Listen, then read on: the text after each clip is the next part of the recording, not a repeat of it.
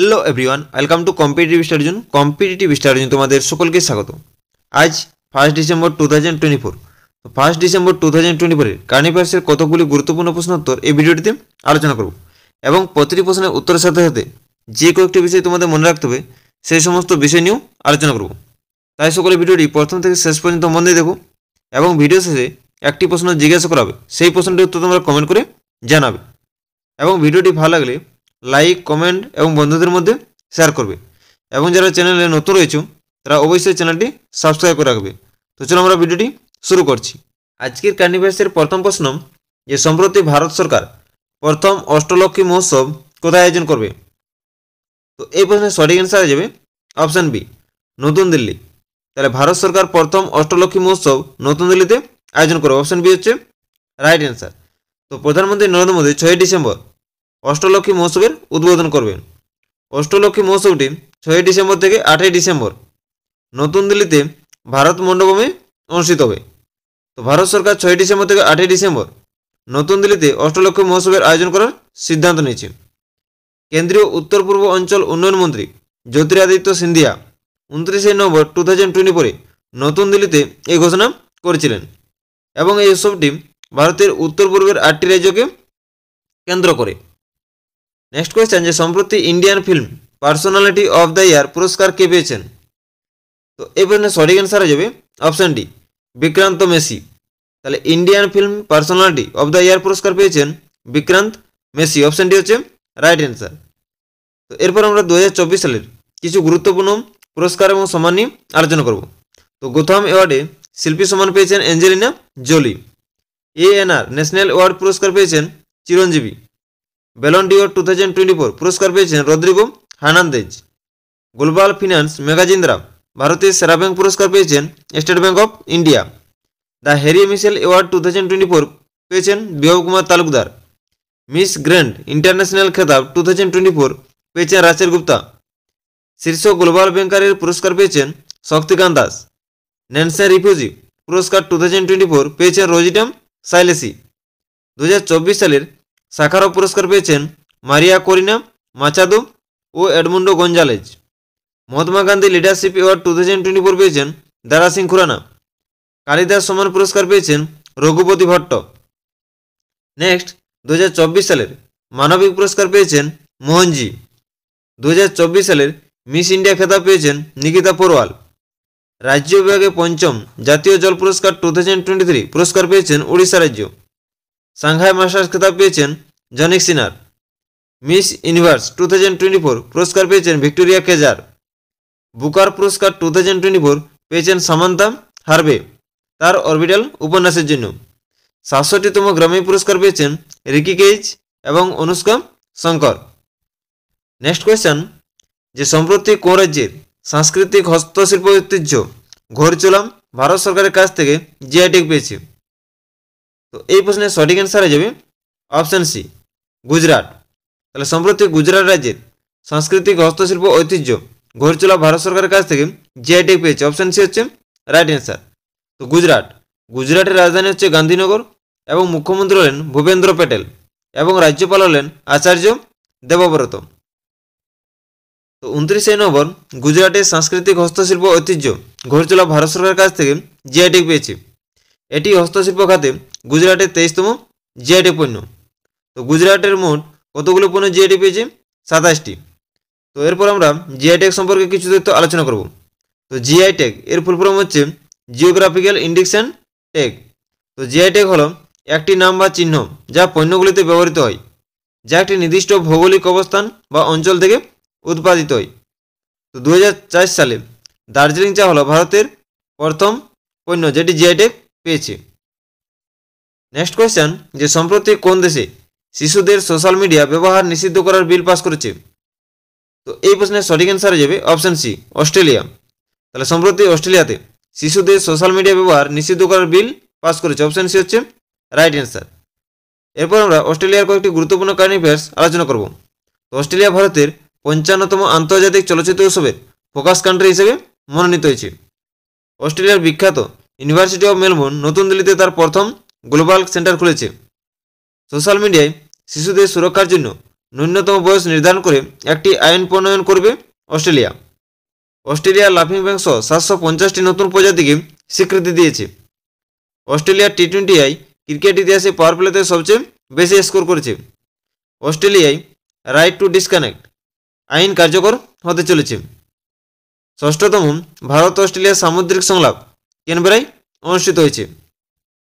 Next question, যে সম্প্রতি ease of doing business portal কে চালু করেছেন? তো এই প্রশ্নের সঠিক অ্যান্সার হয়ে যাবে অপশান সি, পীযূষ গোয়েল। তাহলে is of doing business portal চালু করেছে পীযূষ গোয়েল, অপশান সি হচ্ছে রাইট অ্যান্সার। তো পীযূষ গোয়েল নতুন দিল্লিতে অনুষ্ঠিত দ্বিতীয় ডিপিআইআইটি সিআইআই জাতীয় সম্মেলনে কনফেডারেশন অফ ইন্ডিয়ান ইন্ডাস্ট্রি এর is of doing business and regulatory affairs portal এর উদ্বোধন করেন। পোর্টালটি ব্যবসায়িক দক্ষতা বৃদ্ধি, স্বচ্ছতা নিশ্চিত করা এবং জবাবদিহিতা প্রচারের লক্ষ্যে সরকার এবং সিআইআই উদ্যোগের রিয়েল টাইম আপডেট সরবরাহ করে। নেক্সট কোয়েশ্চেন, যে সম্প্রতি ভারতের 55তম আন্তর্জাতিক চলচ্চিত্র উৎসবে কোন চলচ্চিত্রটি সেরা চলচ্চিত্রের জন্য গোল্ডেন পিকক পুরস্কার পেয়েছে? তো এই প্রশ্নের সঠিক অ্যান্সার হয়ে যাবে অপশান বি, টক্সিক।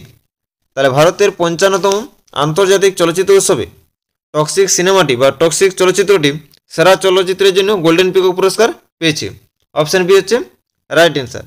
এরপর ভারতের 55তম আন্তর্জাতিক চলচ্চিত্র উৎসব সম্পর্কে কিছু তথ্য আলোচনা করব, অর্থাৎ IFFI 2024 সম্পর্কে কিছু তথ্য আলোচনা করব।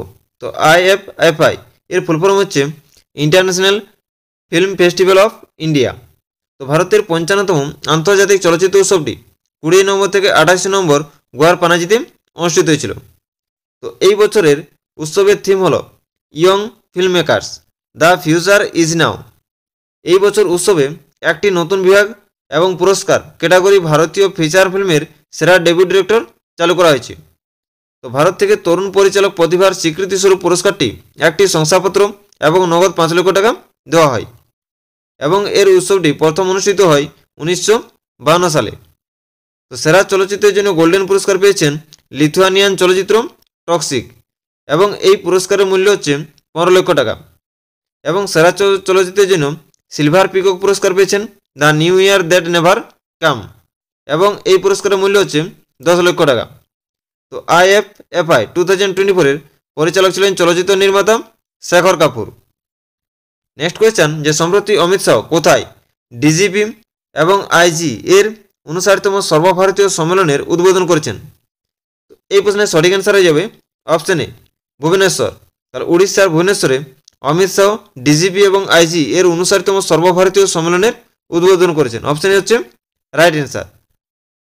তো all India conference of director general and inspector general of police উড়িষ্যার ভুবনেশ্বরে 30 নভেম্বর থেকে 1 ডিসেম্বর অনুষ্ঠিত হবে।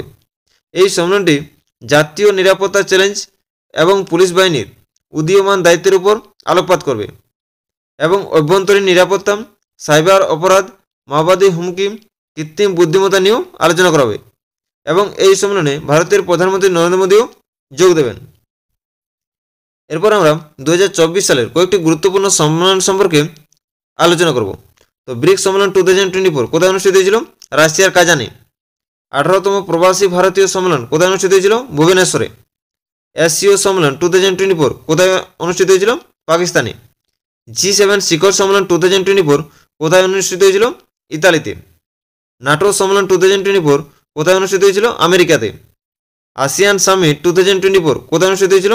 লাওসে। AI শিখর সম্মেলন 2024 কোথায় অনুষ্ঠিত হয়েছিল? ভারতে। G20 শিখর সম্মেলন 2024 কোথায় অনুষ্ঠিত হয়েছিল? ব্রাজিলে। নেক্সট কোয়েশ্চেন, যে সম্প্রতি কোন ভারতীয় ক্রিকেটার অবসরের ঘোষণা দিয়েছেন?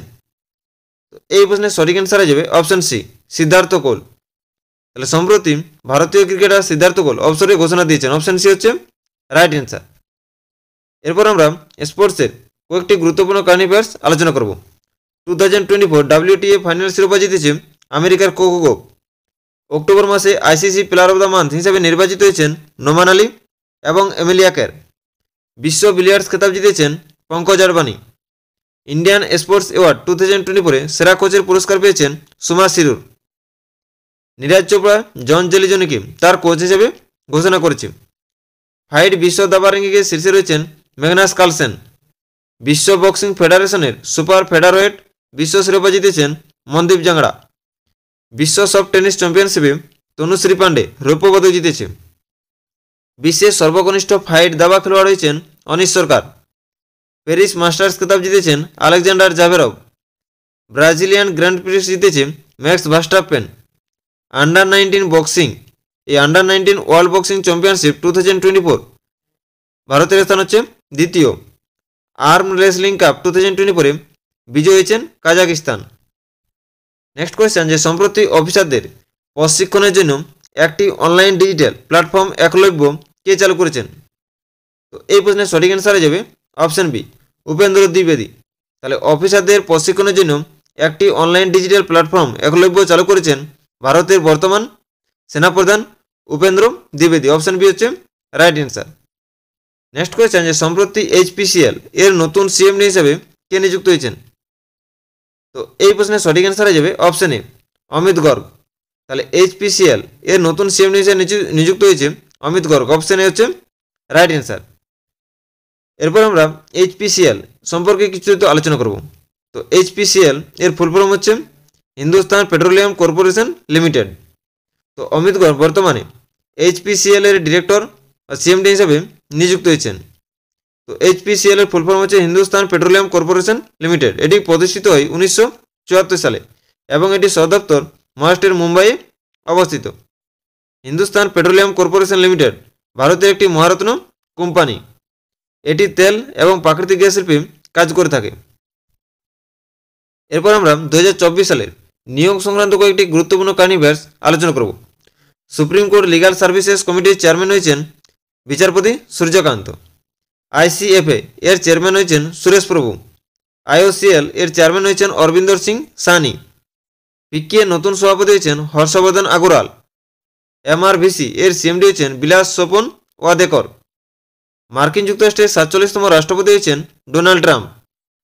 আন্তর্জাতিক সৌরজোটের নতুন পরিচালক হয়েছেন আশিস খান্না। নেক্সট, ডাব্লিউএএফ এর মহাসচিব হয়েছেন Jacqueline D arrows huge. MCX এর এমডি এবং সিইও হয়েছেন প্রবীণা রায়। ঝাড়খণ্ডের নতুন মুখ্য সচিব হয়েছেন অলকা তিওয়ারি। ভারতের প্রতিরক্ষা সচিব হয়েছেন রাজেশ কুমার সিং। পাঞ্জাব ন্যাশনাল ব্যাংকের এমডি এবং সিইও হয়েছেন অশোক চন্দ্র। এনডিএমসি এর চেয়ারম্যান হয়েছেন কেশব চন্দ্র। আইসিসি অ্যান্টি কারাপশন ইউনিট এর চেয়ারম্যান হয়েছেন সুমাতি ধর্মবর্ধন। ভারতী এয়ারটেল এর নতুন সিইও হয়েছেন শাশ্বত শর্মা। ওয়ার্ল্ড স্টিল অ্যাসোসিয়েশন এর সভাপতি হয়েছেন টিভি নরেন্দ্রন। অ্যাক্সিস ব্যাংকের এমডি এবং সিইও হয়েছেন অমিতাভ চৌধুরী। এইচএসবিসি এর প্রথম মহিলা সিএফ হয়েছেন পাম কৌর।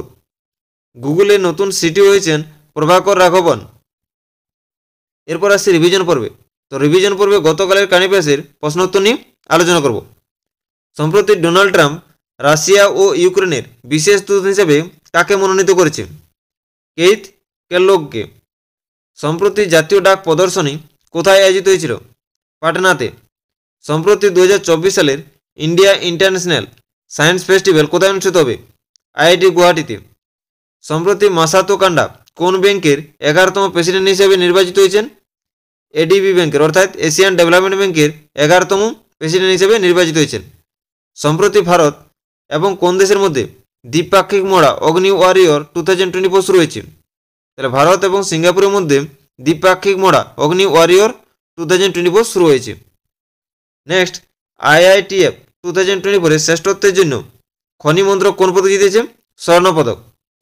সম্প্রতি সিঙ্গাপুরের সর্বোচ্চ শিল্প সম্মানে সম্মানিত হয়েছেন জিম রেডনম। সম্প্রতি ভারতের প্রথম গ্রিন হাইড্রোজেন ফুয়েল স্টেশন উদ্বোধন করা হয়েছে লাদাখের রাজধানী লেহতে। সম্প্রতি কেন্দ্র সরকারের one nation one membership scheme বাস্তবায়ন করবে উচ্চশিক্ষা বিভাগ। সম্প্রতি আইপিএস দীপম সেঠ কোন রাজ্যের ডিজিপি হিসেবে নিযুক্ত হয়েছেন? তো আইপিএস দীপম সেঠ উত্তরাখণ্ড রাজ্যের ডিজিপি হিসেবে নিযুক্ত হয়েছেন। তো আজকের কানিপ্যাসের শেষ প্রশ্ন, যে সম্প্রতি নেটওয়ার্ক রেডিনেস ইন্ডেক্স 2024 ভারতের স্থান কততম? তো এই প্রশ্নটির উত্তর তোমরা কমেন্ট করে জানাবে। তো আজকের কানিপ্যাসের ক্লাসটি এখানে শেষ করছি। সকলকে অসংখ্য ধন্যবাদ।